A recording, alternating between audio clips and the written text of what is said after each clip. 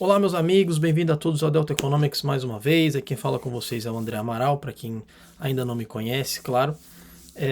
E para quem já me conhece, é sempre um prazer estar aqui de volta gravando outro vídeo. E hoje a gente vai falar aí de cálculo dos títulos, né? Como que você calcula aí a rentabilidade do seu título, mas de uma maneira um pouquinho diferente, bem prático. A gente vai usar uma quantidade de dados bem maior. No caso, eu vou usar os títulos públicos aqui do Reino Unido, mas você pode também usar os títulos públicos do Brasil. Você pode trabalhar com uma API aí da Ambima, caso você queira, não é nada muito complicado de fazer. Eu já tenho toda a estrutura pronta, então eu vou explicar toda a parte de código, enfim, então para que o vídeo seja um vídeo mais dinâmico. Antes de mais nada, eu só quero explicar aí, me afastei um tempo do canal, eu fiquei, vocês perceberam, para quem me acompanha aqui, eu geralmente procuro postar sempre um vídeo a cada 15 dias ou semanalmente, mas esses últimos dias eu precisei viajar também, precisei me desconectar um pouco das coisas, descansar um pouco o corpo e a cabeça, claro, acabou que não teve conteúdo por esses dias. Mas o fato é que eu estou de volta, trouxe um vídeo mais dinâmico. Esse vídeo envolve um pouco mais da parte de programação para quem gosta, né? Que é uma tendência que eu tenho observado para quem está no mercado de trabalho, já percebeu que o caminho é inteligência artificial, tecnologia. Então, para quem não curte muito esse assunto, cara, eu sugiro que ou você se destaque ainda mais naquilo que você é muito bom, ou eu realmente sugiro que você aprenda o quanto antes essa parte aí de programação. E é por isso que eu trouxe hoje nesse vídeo, né? Algo que envolve bastante programação em Python, tá? Não é nada complexo, é muito simples, até porque eu não sou um perito em programação. Você pode perceber que o modelo de código que eu uso é um modelo bem simples, bem básico, com assim, poucas funções, mais aquilo que de fato não tem jeito, é necessário, mas você pode perceber que está tudo bem segregado, tudo muito simples. Eu vou deixar o meu GitHub aqui também para quem quiser replicar, os arquivos estão lá, literalmente está tudo lá. E antes de fato começar o conteúdo explicando parte por parte, eu só gostaria de lembrar, pessoal, caso você ainda não seja inscrito no canal, que você se inscreva, ativa o sininho também para você receber as notificações dos novos vídeos. E agora com uma função um pouco diferente, muita gente sempre pede, principalmente no meu canal no Instagram, muita gente sempre pede para que eu formalize cursos e tal, mais relacionado à parte de investimento, mercado financeiro, ou estatística, econometria e tal. E eu sempre deixei claro que o objetivo do canal nunca foi esse, né? Sempre foi disseminar o conhecimento sem cobrar, sem custo e tal. E esse objetivo permanece. Caso você queira contribuir com o canal, que você queira ajudar o canal a crescer, o que é sempre bem-vindo, claro, eu ativei uma função de donation, que se você quiser fazer alguma doação por PayPal, é bem-vindo, e esse dinheiro vai ser revertido para o próprio canal. Melhorias em áudio, ou vocês certamente já perceberam que eu não faço edição de vídeo, é muito raro, até porque fique mais dinâmico mesmo, mas tendo um pouco mais de estrutura, é possível que isso passe a ser aí algo mais factível. Então tá aí essa opção, caso você queira contribuir com o canal, será muito bem-vindo. E eu também serei bastante grato à função aí de doação para o Delta Economics, caso você queira, beleza? Mas cobrar por curso, essas coisas, eu prefiro continuar da maneira que tá. Eu tenho um conteúdo que eu vou desenvolvendo aos poucos e eu vou divulgando, e acredito que assim muita gente é beneficiada com isso. Então, se você puder e quiser contribuir com o canal, essa é a melhor maneira. Beleza, pessoal? Então vamos lá. Bom, como vocês podem ver aqui, eu tenho um Excel escrito ali bonds calculation, né? Então seriam os cálculos aí do título, né? Então o primeiro cálculo a gente vai fazer usando a ferramenta o Jupyter Notebook, vai ser o cálculo do running yield, que seria o que a gente chama de rendimento atual, né? E o que seria isso? Basicamente, esse running yield, ele mede ali o rendimento do título, né, em relação ao preço pago por um determinado título. Mas lembrando sempre que a gente vai trabalhar com uma quantidade de títulos muito grande, então certamente você, como investidor, pessoa física, é provável que não tenha tantos títulos assim, mas é sempre bom você saber como que você trabalha com uma quantidade de dados relativamente grande, né? Nada assim muito grande também, mas algo que certamente um investidor pessoa física não teria na carteira. O outro cálculo que a gente vai utilizar também é o Holding Period Return, que seria o retorno do período de detenção, né? Aquele prazo que você segura o título, né? E ele nada mais né? É o retorno total do ativo, né? Através de um período que a gente vai utilizar ali. Então a fórmula dele vai ser o preço final, né? Menos o valor inicial dividido pelo valor inicial. Pode parecer um pouco confuso por agora, mas vocês vão perceber que ao longo do exercício ele vai ficar cada vez mais fácil. E também a gente vai ter ali o rendimento bruto, né, que a gente chama de Gross Redemption Yield. E ele vai ser basicamente o Holding Period Return dividido pelo número, a quantidade de anos, né, do vencimento do título. O primeiro, só que eu não especifiquei a fórmula, então a gente volta lá, eu vou especificar a fórmula para vocês, que seria o Running Yield, que ele é igual ao cupom, que seria o cupom seria a taxa de juros, né, o que remunera o título, dividido pelo preço de mercado, multiplicado por 100, porque ele é valor em percentual. É basicamente isso. E agora a gente vai passar essas fórmulas e toda essa ideia para o Jupyter Notebook. Aí o que acontece? Eu já tenho pronto aqui o meu GitHub, que eu vou colocar na descrição do vídeo, caso você queira replicar. Então esse é o meu dataset, então o meu dataset já está aqui, você pode tirá-lo daqui, né, baixar o arquivo, enfim, eu já deixei ele aqui tudo pronto. Com uma diferença, de onde eu tirei esse título? Eu tirei ele do DMO, né, que seria o Debt Management Office aqui do Reino Unido, né, aquele que faz a gestão da dívida do Reino Unido, né? Então quem emite os títulos do Tesouro é a tesouraria, claro, mas quem faz a gestão dessas negociações dos ativos é o DMO aqui no Reino Unido. Então eu tirei esse dataset de lá com uma grande diferença, tá? O que não tinha no dataset e eu precisei adicionar é o Purchase Price aqui. Esse dado ele não tinha. Por quê? Porque ele não tem o dado de compra do título, né? Então eu assumi que esses títulos, no caso, fossem meus, entendeu? Como se eu fosse, vamos pensar assim, uma instituição financeira. E aqui é o valor pago por cada título desses, né? E como que eu criei esse valor? Bom, eu usei simplesmente o Excel e uma fórmula chamada random, né? Que seria a fórmula de valores aleatórios, mas com alguns limites, né? Que eu acreditei ali que fossem limites ali factíveis, né? Então você pode perceber que você tem o clean price, o dirty price, e eu procurei pensar alguma coisa ali que ficasse em torno ali desses valores, alguns com ágios, outros com deságios, mas no final das contas eu procurei esses títulos que ficassem entre valores ali, se eu não me engano, entre 92, 93 libras e 100 e alguma coisa, enfim, e aí o Excel ele cria esses valores aleatórios dentro, né, desses limites assim. Então essa coluna foi uma coluna adicionada, que talvez se você quiser replicar isso você vai precisar fazer também, ou no caso se você quiser literalmente replicar com o meu dataset, então ele já vai estar pronto. Mas eu sugiro que você faça com o seu próprio, que assim você desenvolve a sua capacidade de raciocínio, a sua capacidade de compreensão de tudo aquilo que a gente vai fazer utilizando esses dados aqui, tá?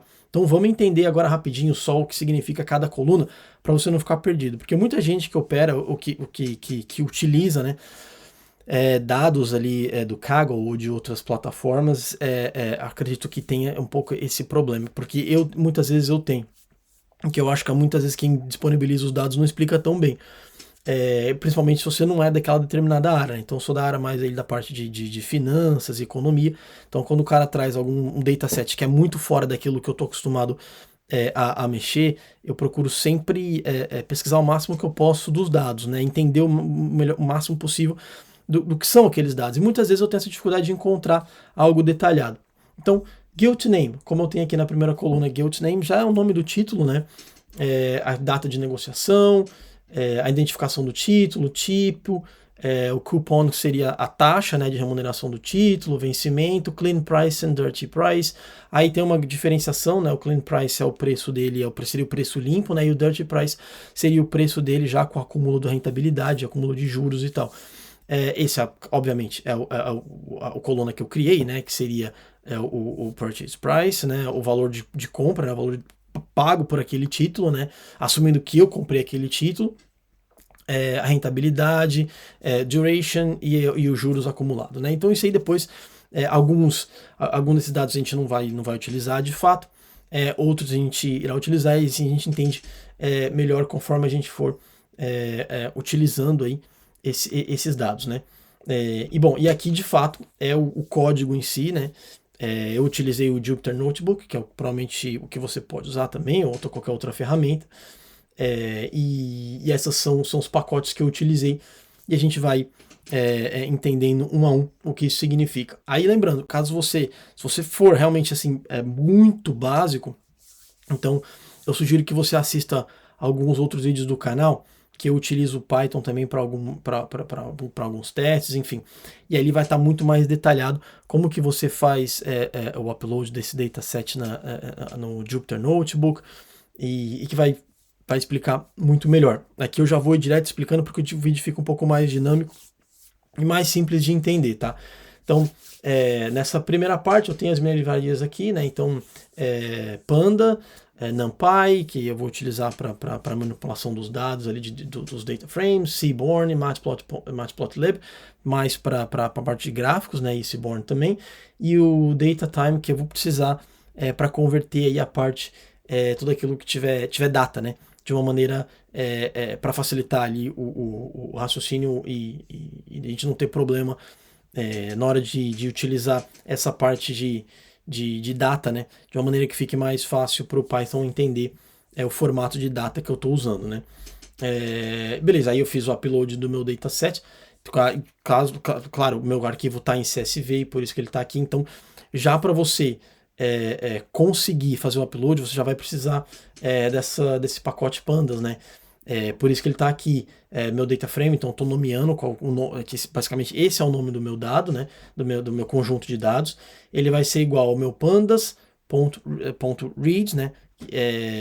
Underscore CSV. Então o que eu estou dizendo é que é o seguinte, eu quero que o pandas, que esse pacote facilite a leitura desse arquivo em CSV, que ele está nessa determinada localidade do PC, que é o que você vai precisar fazer, nesses diretórios aqui. Então, que é basicamente aquilo que você vai fazer, copiar e colar onde ele está, e que nessa parte final aqui você vai dar o nome do arquivo .csv e ele vai fazer a leitura. Então, dataframe.head, basicamente, ele vai trazer ali os 5 primeiros valores, as 5 primeiras rows, né, do meu dataset, incluindo aqui o título de cada coluna. E aqui eu fiz o oposto, né, que eu pedi para ele trazer as últimas colunas, né, então que eu queria entender, comparar, dar uma olhada, né, então você pode perceber que o tipo de título é mais basicamente o mesmo, né, conventional, seria os títulos prefixados aqui do Reino Unido.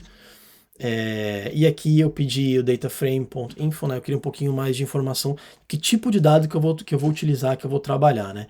Então você pode perceber que tem alguns objects, né, que seriam mais aí a parte, algo com string, algo nesse sentido, né, que seria texto ou misturado com número, enfim. E aí eu tenho float, né, que seria basicamente dado numérico, tenho integer também, que seria literalmente mesmo números, né. E aí a primeira coisa que eu preciso fazer é formatar a minha coluna de data, né, de uma maneira que fique padrão para o Python entender. Então a primeira coisa que eu fiz qual é a minha coluna que está trabalhando ali com dado, né, é o close of business date, né, seria mais ou menos ali o dia de negociação. Então basicamente eu estou utilizando essa função DataTime aqui, né, então o que eu estou dizendo é o seguinte, que eu quero que ele crie essa coluna aqui, e que ele converta, né, esse formato de dados para esse tipo de formato mais simples, né, e que é utilizado pelo Python. É basicamente isso que eu estou fazendo aqui.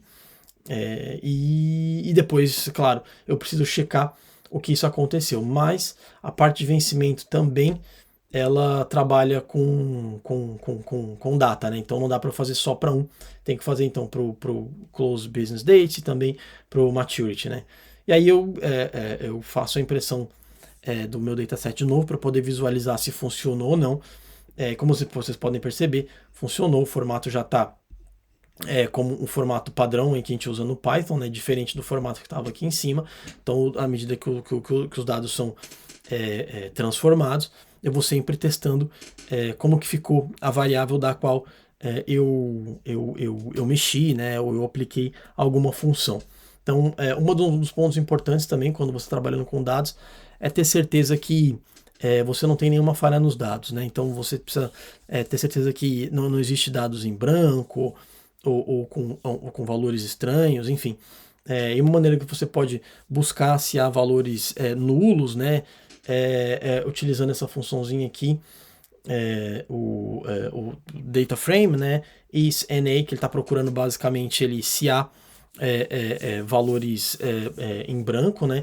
Traz a somatória, e se tiver alguma coisa, né? Você peça para que ele traga de forma ascendente ou não, aí vai ao seu critério, né? Aí para você colocar sim ou não, você coloca true or false e ele já vai entender que a gente chama isso como variável binária, né?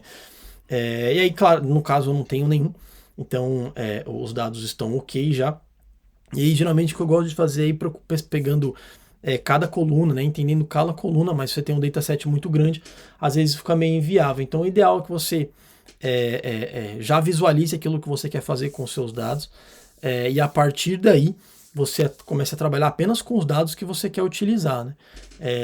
Vai facilitar e assim você não vai perder tempo explorando coluna por coluna, enfim.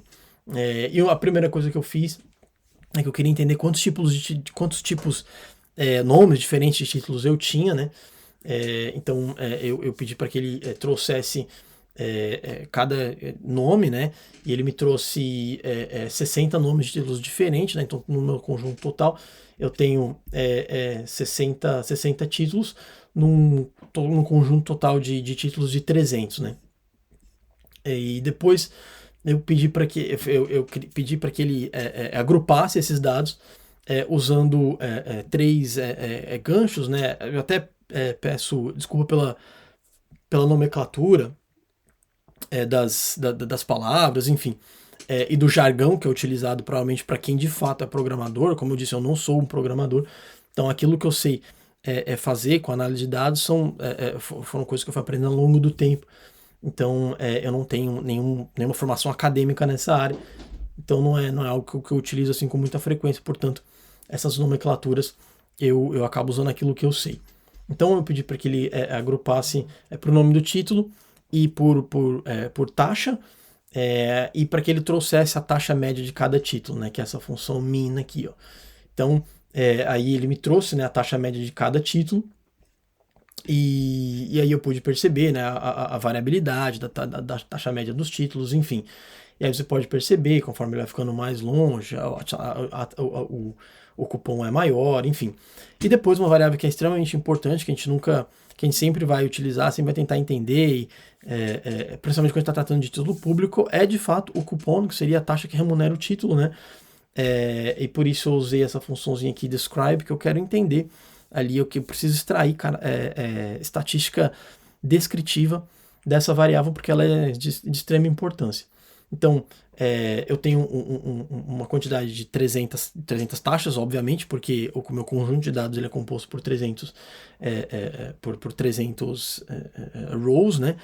E por isso ele me traz ali o número 300, a taxa média é de 2,33 e o meu desvio padrão é de 1,63, que mais ou menos isso. O que isso quer dizer? Significa que a minha taxa média ela varia ali em torno de 1,63%. É basicamente isso que ele está me mostrando. Aí tem a taxa mínima que é de 0,12, e você tem a taxa máxima de 6%. Claro, quando você olha e pensa a nível Brasil, você vê uma diferença absurda, né? A gente chegou a ter títulos aí pagando quase 13% ao ano, né? Pré-fixados, né? Mas, claro, isso está atrelado à percepção de risco do mercado de cada país. Então, a percepção de risco do Reino Unido é mais baixa que a do Brasil, portanto, o Reino Unido precisa remunerar menos para vender os seus títulos. Aquilo que a gente sempre fala no canal, que você deve estar bem acostumado, deve saber bem. Depois, de novo, eu quis entender qual a quantidade diferente, né, de taxas que eu tenho para cada título. Ele me trouxe ali 27, e depois eu pedi para que ele trouxesse a somatória ali para cada título. Então você pode perceber que eu fiz o mesmo processo, né, agrupando, só que dessa vez, em vez de taxa média, eu pedi a somatória dos títulos. E aí você pode perceber que ali o maior título é esse para 12 2028, né, que somando tudo, todos os títulos disponíveis, né, ele traz ali uma taxa de 30%. Mas isso, claro, é a somatória de todos os títulos disponíveis, enfim.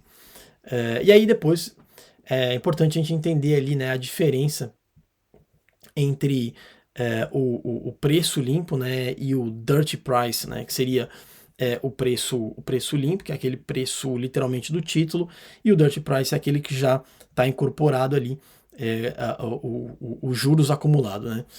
E aí o que eu fiz aqui para você entender o que acontece? Eu defini o nome dessa nova coluna, né? Porque a ideia é construir uma coluna nova, como price difference, né? Aí, claro, eu só coloquei price diff. Ele vai ser igual a minha coluna que está dentro desse conjunto de dados, que é o DF, que é o data frame, que vai chamar dirty price, menos o clean price. E essa operaçãozinha de subtração vai formar a minha nova coluna, que vai ser o price difference, que vocês podem visualizar aqui. Como vocês podem ver aí, essa é a minha coluna nova. E aí, claro, eu trago lá o dataframe.heads, que eu quero entender, eu quero ver se aquilo que eu quis fazer funcionou, de fato funcionou, tá aqui, essa é a diferença. Aí a gente começa a entrar no objetivo de fato do vídeo, né? Que é o que está justamente no Excel. Deixa eu trazer aqui pra gente isso. Que a primeira coisa que a gente vai fazer é calcular o running yield, né? Que seria que a gente utiliza no Brasil como rendimento corrente, o rendimento atual. E qualquer ideia é trazer, medir ali, né? O rendimento anual, sendo ele um percentual daquilo que foi pago pelo seu título. Então, beleza. Qual que vai ser a ideia, então? Qual que vai ser o racional do cálculo, né? Então, taxa de juros bruta dividido pelo preço de mercado multiplicado por 100. Então, eu coloquei aqui flat yield, porque running yield, flat yield, income yield, interest yield, basicamente são sinônimos, né? Então, mais uma vez, eu quero que ele crie no meu data frame uma coluna chamada flat yield, que vai ser igual ao meu coupon, que eu quero que ele pegue no meu dataset a variável coupon e que ele divida por o dirty price, que também está nesse meu dataset, e que ele multiplique por 100, porque eu quero que ele me traga em valor e percentual. E eu também quero, além disso, que ele pegue o meu data frame e que ele filtre, né, esse resultado de forma ascendente, ou seja, do menor para o maior. E pedir para que ele, claro, depois para que ele imprimisse, para que eu pudesse visualizar o que aconteceu. E de fato é exatamente isso que acontece. I found this on the web for Hazelton. E de fato é isso que acontece. A gente pode perceber o flat yield aqui.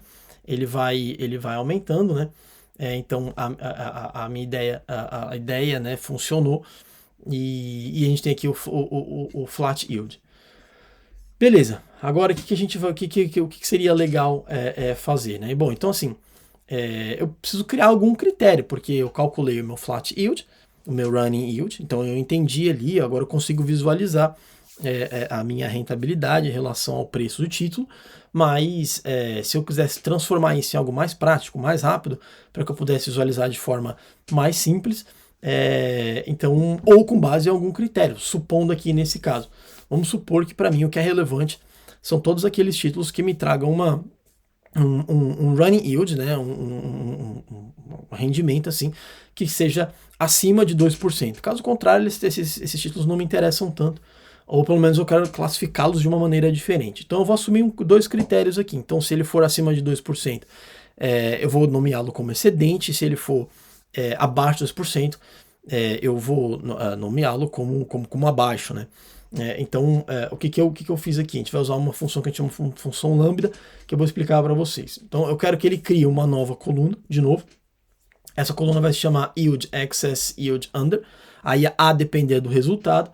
e ele vai ser igual ao meu flat yield, que vai ser o meu running yield, a coluna que eu acabei de criar, e eu quero que ele aplique a seguinte função, a função lambda, onde x será, né, excesso apenas se x for maior do que 2, se não, abaixo. Então, para quem está acostumado com Excel, já conseguiu perceber que esse aqui é muito semelhante àquelas fórmulas, né? Count if, contar se, e assim por diante, né? Então não é nada muito complexo. Então, eu espero que tenha ficado claro aqui como que funciona essa função lambda. E eu quero depois ver, claro, né, o df.add mais uma vez, eu quero visualizar se funcionou. Então vamos checar, ver se deu certo. Então, a ideia é que se x, que vai ser o meu flat yield, que é dessa coluna que eu vou buscar a informação, então se o meu x for maior que 2%, então é excesso, se não, é under. Então o que eu vou fazer? A primeira coisa que eu vou fazer aqui, eu vou olhar o meu flat yield, que é isso aqui, tá? Você pode perceber que pela primeira é maior ou menor que 2%? Bom, é menor, então teoricamente aqui tem que ser under, e foi exatamente o que ele trouxe. Então ele trouxe under. Então esses títulos para mim aqui são títulos que na teoria por agora não me interessam. Então, o que eu quero são os títulos que estão acima de 2%, os que são em excesso. Aqui eu trouxe, né, o data frame, eu queria entender se tem algum número falho ou não, ele trouxe os 300, então tá tudo certinho, a contagem, beleza. E aí que eu quis fazer? Eu quero visualizar isso de uma maneira mais simples e mais rápida e mais fácil, né? Então qual foi a ideia? Eu quero agrupá-los, né? Usando dois critérios. Eu quero a coluna que eu acabei de criar, que seria o yield excess, yield under, através do nome, né? Quero que ele separe também pelo nome do título e que ele conte. Beleza. Então, claro, aí para isso eu vou fazer a impressão porque eu quero ver o que aconteceu. Por isso eu coloquei print yield, e essa yield aqui é uma nova variável que eu estou criando. Perceba aqui, olha a diferença. Como eu não coloquei aqui nenhum data frame e nomeei nada, então ele não vai criar uma variável no meu dataset, no meu conjunto de dados. Ele apenas vai criar uma variável na memória do programa agora. E vai me trazer o resultado. Então, ou seja, eu tenho 185 títulos que estão em excesso, ou seja, que estão acima dos 2%, não é o meu running yield, e tenho 115 que estão abaixo. Então aqui a gente pode perceber, aí como é que eu quero visualizá-lo, né? Quero visualizar isso de uma maneira gráfica, né? Digamos assim. E aí eu uso, claro, né? O Seaborn, que é para a gente fazer a parte de visualização. Então tem aqui o meu X-Label, o Y-Label, que seriam os eixos, né? E assim eu consigo visualizar de forma mais fácil. Então, os que estão under são os que estão os títulos, né? O número, a quantidade de títulos são 115, e os que estão em excesso, 185, como a gente pode perceber aqui pelos eixos do gráfico. Beleza. Se eu quiser trazer isso em forma percentual também, basicamente é a mesma coisa. Então eu crio uma variável, não preciso criar uma nova coluna, isso não é necessário para o meu objetivo. Então eu vou criar a variável, vou dizer o que eu quero que ele dessa coluna yield excess ou yield under, eu quero que ele conte esses valores, né, e que ele traga esses valores em forma percentual. Por isso que eu vou dividi-lo pela quantidade de dados que eu tenho, que é esse length, né, que seria o len de f. E vou imprimir para que eu consiga enxergar. Então em excesso tem 61,67% e under 38,33% dos meus dados. Beleza, o que eu vou fazer agora? Agora uma coisa que eu quero é calcular o meu holding period return, que seria o retorno do período de detenção, né? O que vai ser isso aqui? Vai ser o meu valor final menos o valor inicial dividido pelo valor inicial. Isso é basicamente o retorno do ativo e tal, né? Ao longo do tempo que ele foi aplicado, né? Beleza, então como é que eu vou criar isso então no Python, né? Então eu tenho aqui a variável date and time, né, que eu quero como o valor atual, a data atual. Eu vou criar uma nova variável, agora uma nova coluna.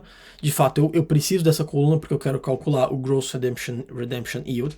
Então, eu preciso dessa coluna para o próximo cálculo. Então, eu quero que ela faça parte do meu data frame. Então, ela vai ser data frame yield years to maturity, né? Que esse vai ser o nome da minha variável. O que eu quero dizer com isso? Eu quero anos para o vencimento. O tempo que eu tenho para o vencimento ele vai ser igual ao meu data frame maturity, né, que vai ser a data do vencimento, menos a minha data atual, tudo isso dividido por 365,25, por que não 365 apenas? Porque eu também preciso levar em consideração os anos, né, que você tem lá, fevereiro com 28 dias, 29 dias, enfim, que a gente chama de leap years. Beleza. Então eu preciso ver se essa variável foi criada com sucesso, se isso funcionou ou não. Então você pode perceber years to maturity 0,76, enfim, a gente viu que o negócio funcionou, deu certo. Depois eu tenho meu holding period of return, que agora é exatamente aquilo que eu queria calcular, mas primeiro eu precisava calcular essa variável, eu precisava criar essa variável no meu dataset, que é a variável que eu preciso como quantidade de tempo até o vencimento, né, para que assim eu possa calcular. Então, a minha nova variável, que eu também quero que ela faça parte da minha coluna, porque eu vou precisar para calcular o Gross Redemption Yield, que vai ser Holding Period Return, mas de forma abreviada, claro, né? Ele vai ser igual ao meu Dirty Price. Por que o Dirty Price? Porque eu quero o preço do título que já tenha os juros acumulado. Menos o preço que eu paguei por aquele título, dividido pelo preço que eu paguei multiplicado por 100, porque eu quero em valor percentual, e depois eu vou, vou pedir para que ele me mostre o que aconteceu. Perdão, e aqui ele já me trouxe o meu holding period return, e aí ele me traz aqui o que está como prejuízo e como lucro, né? E depois, o que eu quero fazer com isso? Ele me trouxe esse total, né, de holding period return, né, no caso, pelo menos essas primeiras partes, com valores negativos de valor de perda, mas eu preciso separar, eu preciso dividir isso pela quantidade dos anos, né? Então esse prejuízo ele tem que ser dividido pela quantidade dos anos que eu vou segurar o meu título. Por isso que eu criei uma variável nova chamada Annualized Gain or Loss, no caso. Então seria o valor do ganho ou o valor do prejuízo anualizado, né? Porque ele vai ser dividido pela quantidade de anos que eu tenho até o meu vencimento. Por isso eu criei essa variável e eu quero que ela seja, melhor ainda, né, o resultado do meu holding period return dividido pela quantidade de anos que eu tenho para o vencimento. Por isso que eu tive que criar essas duas variáveis no meu dataset para que eu pudesse chegar nesse raciocínio. Criei, e pode perceber que deu certo, ela criou, ela funcionou, tá tudo certo. Agora sim, de fato, eu vou calcular o meu Gross Redemption Yield. Nada mais é do que o meu Flat Yield, mais o meu Annualized Gain or Loss, né? E aí, a gente traz aqui, no caso, essa nova variável e a gente vê se funcionou. Funcionou, tá aqui, ele tá calculado. E de novo, aí eu tenho aquela ideia novamente, né? Eu preciso pegar aquilo, o que é relevante, o que não é. Eu quero algo de maneira mais simples, né? Então, o que seria relevante para mim? O que eu quero é entender se o meu Gross Redemption Yield ele é positivo ou negativo. Quando eu olho pelo menos meu dataframe.heads, que seriam os cinco primeiros rows, né, as primeiras linhas, eu percebo que está ali tudo negativo. Então, será que só tem o valor negativo? Então, é isso que a gente vai. Eu quero saber o que é o meu rendimento bruto. Será que eu só estou levando prejuízo? Então, a maneira mais fácil, mais simples, né, que eu posso fazer para achar o meu rendimento bruto é criar uma função e que eu peço que nessa função ele me traga tudo aquilo que é prejuízo, ou tudo aquilo que é tudo que é positivo, tudo que é negativo, né? Quero que ele separe isso, ou pelo menos me dê e por extenso o que é uma coisa, para que depois eu possa de repente agrupar, criar gráfico, enfim. Aí de novo, vou precisar criar uma função para que ele aprenda a fazer isso, né? Então eu vou criar uma nova coluna no meu conjunto de dados, ele vai se chamar DataFrame. Ele vai ser Gross Redemption Yield Positive Negative. Esse vai ser o nome da minha nova coluna, que vai ser igual ao meu data frame, né, o meu conjunto de dados. Eu quero que ele pegue o Gross Redemption Yield, que ele aplique a seguinte função utilizando o meu Gross Redemption Yield. Então, X vai ser o meu Gross Redemption Yield, ele vai ser positivo se X for maior do que 0, se não negativo. O que eu quero dizer é o seguinte, eu quero que ele vá aqui nessa coluna, nesse Gross Redemption Yield aqui, e eu quero que ele identifique o seguinte: se esse valor aqui for maior do que 0, então eu quero que ele me traga numa nova coluna como positivo. Se não, ele me traga como negativo, porque depois fica muito mais fácil para eu poder visualizar. Então, beleza. Criei o meu código, funcionou, deu certo, ele me trouxe aqui esses conjuntos negativos, mas eu quero o resumo de todo o meu conjunto de dados. Então, o que eu vou fazer? Eu vou agrupar mais uma vez. Então, eu crio uma nova variável, que eu chamei aqui como Gross Redemption Yield underscore group, né, que seria o meu resultado bruto. Agrupado, ele vai ser igual ao meu data frame. Group by vai ser a função daquilo que eu quero que ele faça. Então, eu quero que ele agrupe, né, por essa coluna que eu acabei de criar e pelo nome dos títulos, e que ele me traz a contagem disso. Eu quero que ele traga a contagem de tudo isso. E vou imprimir para que eu possa conseguir visualizar. Então, a gente pode perceber que a quantidade de títulos que tem o Gross Redemption Yield, o rendimento bruto negativo, ela é de 109, e a quantidade que me traz valores positivos, né, é de 191. Mas beleza, mas eu também quero visualizar isso de uma forma mais simples, de uma forma mais fácil. Eu quero ter eu quero criar um gráfico. Então é a mesma coisa que a gente fez já anteriormente, a gente cria um gráfico de barra simples, e ele vai me trazer aqui para que eu possa visualizar com mais clareza, né, a quantidade de títulos que eu tenho de rendimento bruto positivo e de rendimento bruto negativo. E se eu quiser também trazer em forma percentual, é o mesmo esquema que a gente fez anteriormente, né? Então eu vou criar uma variável nova que não fará parte do meu dataset, ela está apenas na memória do Python aqui. E aí sim eu quero que essa nova variável seja igual ao meu Gross Redemption Yield Positive or Negative, que é a variável que de fato eu criei anteriormente, que ele traga a quantidade de valores, mas que eu quero que ele transforme em percentual. Portanto, essa variável que eu acabei de criar, que é a contagem dessas duas variáveis aqui, ela vai ser igual essa contagem 100 multiplicado pela variável que eu quero, que é essa aqui de cima que eu acabei de criar, dividido pela quantidade total de variáveis que eu tenho no modelo, né? E por isso que ela vai trazer esse valor em percentual, que eu estou pegando ali uma quantidade específica, dividindo pelo total e multiplicando por 100 como está aqui. Então, o que eu tenho aqui no final?